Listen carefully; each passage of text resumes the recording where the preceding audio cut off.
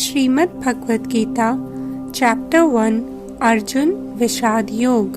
Dhritarashtra said, O Sanjay, what did my warrior sons and those of Pandav do when they were gathered at Kurukshetra, the field of religious activities?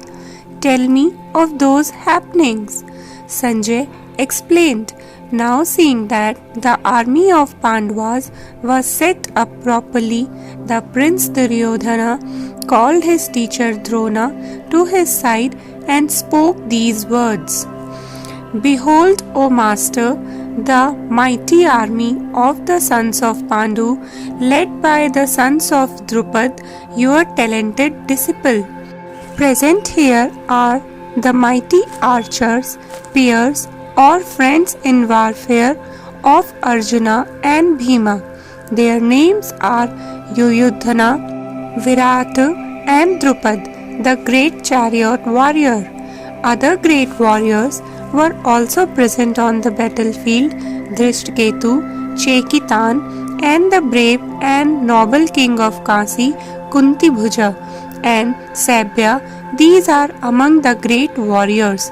Other courageous and great chariot warriors were Yudhamnyu, the brave Uttamoja, son of Subhadra, and sons of Draupadi. Duryodhana spoke unto his master Drona, O best of the twice born, I name all of those who are our distinguished chief, the leaders of my army, of your information only. Your wise self, Bhishma, Karan, Kripacharya, the victorious in fight, Ashwathama, Vikarna, and Sondat as well. Duryodhana further said to Drona, yet several other heroes and great men, well trained in combat, armed with assorted powerful weapons and missiles, are ready to lay down their lives for me.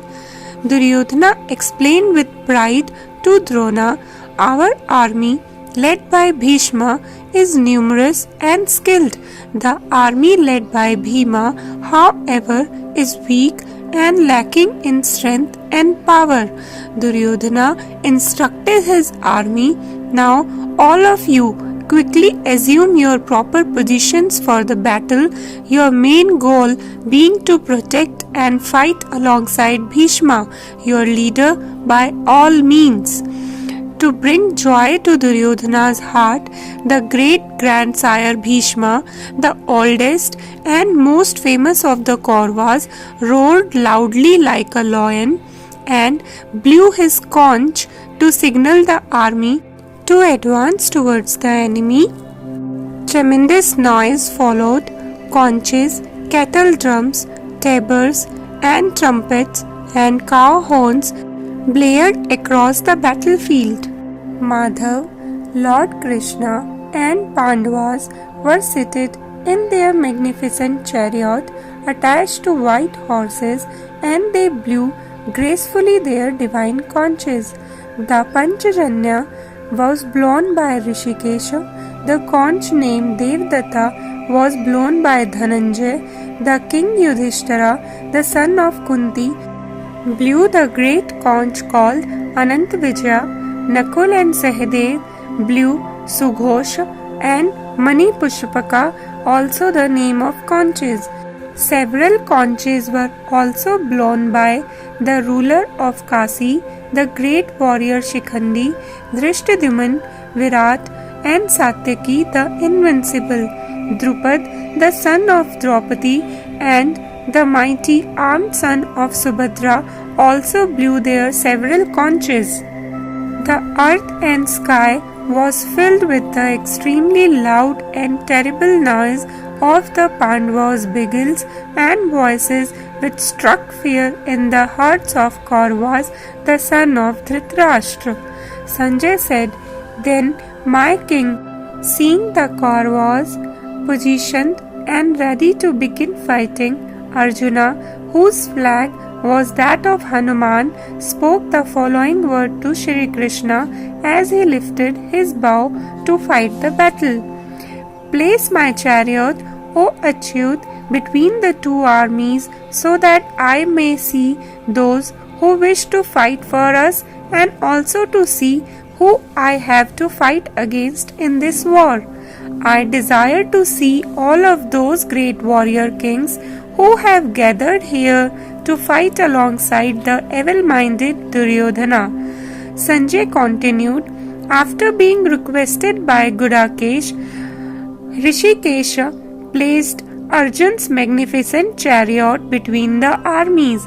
The chariot was now facing Bhishma, the Guru Drona, and all ruler of the earth. Then Lord Krishna spoke to Arjuna, O Parth, see yourself all of the Kauravas assembled here on the battlefield today.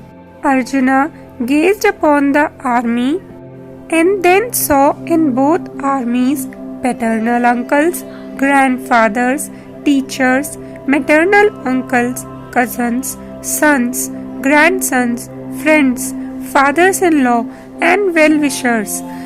The son of Kunti, after viewing all of those relatives and friends posted in their positions on the battlefield, became melancholy and filled with compassion for his relatives and spoke in a sad voice. Arjuna said, O Krishna, seeing my kinsmen standing before me to fight against me in this war, I find myself unable to move my body and my mouth has become parched. He continued, I have no longer any control over my body. My hair stands on one end.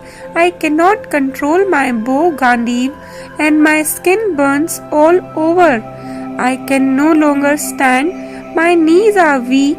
My mind is clouded and spinning in many directions. And dear Krishna, I am seeing bad signs.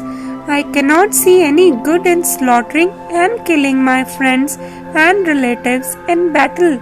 O Krishna, I have no use nor desire for victory, empire, or even materialistic pleasures. O Govinda, what is the use of a kingdom, enjoyment, or even life? Those whom we seek these pleasures from are standing before us, staking their lives and properties, possessions which I have no desire for. O Lord Krishna, I do not want to kill my teachers, uncles, friends, fathers-in-law, grandsons, brothers-in-law, and other relatives and well-wishers. Arjuna spoke to the Lord Madhusudana, I could not slay my relatives even if I had to give my own life away. I could not slay them even for domination of the three worlds. How could I slay them for the domination of this earth? What satisfaction or pleasure can we possibly derive, or Janardana, by doing away with the Kauravas? We will only commit a big sin by killing our desperate opponents. O Krishna, why should we kill our own loved ones and kinsmen when no happiness or good can come out of so doing? Greed has clouded the minds and overpowered the intelligence of the sons of Dhritarashtra, and so they feel no guilt and fail to see the sins they are committing by betraying friends and destroying their families.